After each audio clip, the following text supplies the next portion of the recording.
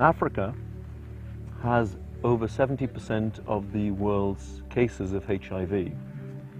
It also has the fastest growing rate of new cases of HIV. It bears over 90% of all the deaths occurring from AIDS-related illness. This is a big problem.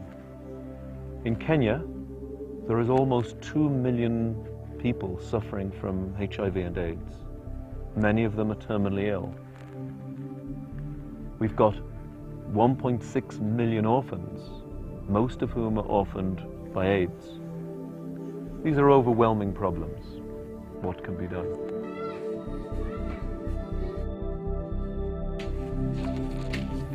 When I will grow up, I would like to be a broadcaster. I think by next year, if God can help, he can go to school. Niko na matumaini. I have hope to feel better. I want to walk by my own. Mtoto wangu naona kama anaweza kuwa daktari kwa sababu ako bright kwa shule. Nakuru in the Kenyan Rift Valley is just one of many areas heavily hit by HIV. People here have so little and yet are able to give so much. ICROSS has created a network of support groups helping those with HIV and AIDS to take control of their lives and live positively. It started in the year 2002 and it's been going on. They have about 50 members so far, and it's in and out a turnover, but about a minimum of about 50 members. But some die along the way, others are coming. It's actually a support group to assist them to cope with life. So in a normal support group, they will first meet in the morning, they'll pray, they'll go through the lessons, maybe they'll pick on a topic to be educated on. For example, maybe they might opt to pick up nutrition. Then they discuss about nutrition and what it entails and how their food should be prepared and what's the importance of the nutrition.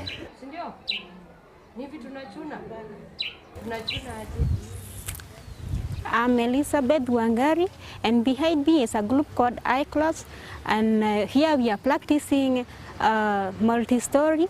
It's a group that started a year ago. We generate money from it because we go to other places to show them how to make the multi-story, and that way we earn our own money. Multi-story is a good idea because even when there is sun like this, there is vegetable all the time. If we don't have vegetables, and the vegetables are the ones that boost our immunity, we are going to be on the bad side of life.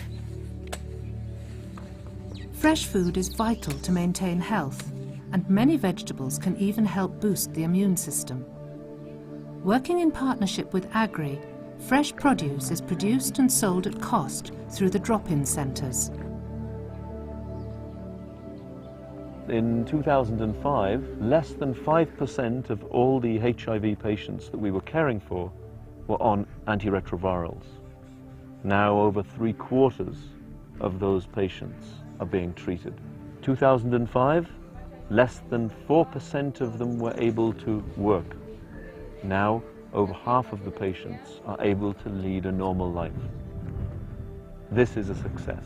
People living with HIV and AIDS, after testing, they are cancelled, and once they are cancelled, if you let them out just to go on their own with no moral support for them to keep up living positively, they might end up maybe swaying along the way.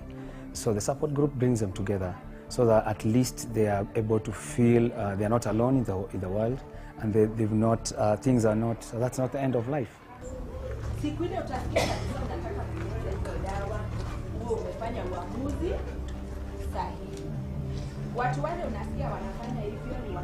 Nilipokuwa mgonjwa, sikujua hapa ICROSS. Lakini nilijua kwa sababu ya watu wa ICROSS kuja kunitembelea. Na nilikuwa sijui mambo ya hii ugonjwa. Sasa nilikuwa nakuja nikiwa muoga. Sasa nilipozidi kuja nikawa naona watu. Nikasema kumbe huu mdudu ameshika tu kila mtu. Sasa nikaendelea tu kuinuka. Na nafikiri mafundisho ya kikundi imenisaidia zaidi na imeniinua zaidi, na nimefuatilia yale ambao wanasema, kwa sababu mimi hata si rahisi mtu anipoint ati huyu mtu anaonekana ananiona tu niko healthy na familia yangu iko sawa. Miezi 6 ni kutembelewa na wakina mama, kupewa moyo, vitu kama hizo, na kuambiwa siwe peke yako. Hii ni mambo ya kawaida. Hizo zinapatia mtu moyo sana. Wamenipa moyo sana hawa mama. Kabla support group, sidhani kama ningekuwa bado niko hai. With an effective program of distributing condoms, educating about family planning and safe sex, we've begun, collectively with our many partners, to begin reducing the incidence of HIV. That's a first important point. The second is to reduce the transmission rate of women with HIV infecting their children. This is a major victory. Another big problem has been carers who have been looking after their dying sons and daughters, who've often cared for them alone with all the stigma and fear and problems associated with looking after someone terminally ill. By reducing stigma, by drawing people together, forming groups, supporting those groups, we have helped to reduce the burnout rate of carers. We've helped to improve the quality of life by simple nutritional care. We've helped to get children, orphans, back into school by working with school programs and working with teachers. In itself, these are small things, but over the last year alone, it's affected over 12,000 people in Nakuru. We hope to extend those programs. These kind of programs cost very little money to do, except a long-term commitment in the communities that we're working in. We need your help to do that.